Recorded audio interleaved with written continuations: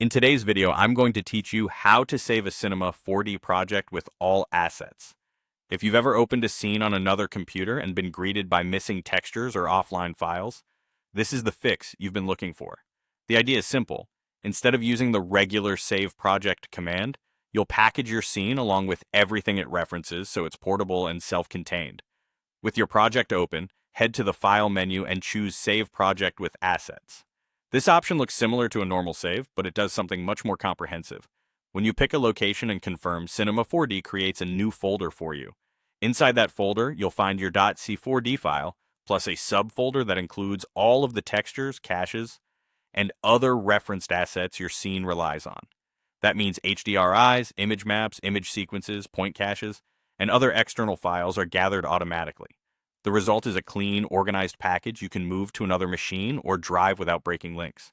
This method is different from standard save project, which only writes your scene file and leaves your external references wherever they were on your system.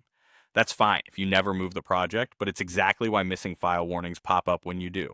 Save Project with Assets solves that by making all paths relative to the newly created folder, so Cinema 4D knows exactly where to look when you reopen the scene later. A few quick tips to keep things tidy.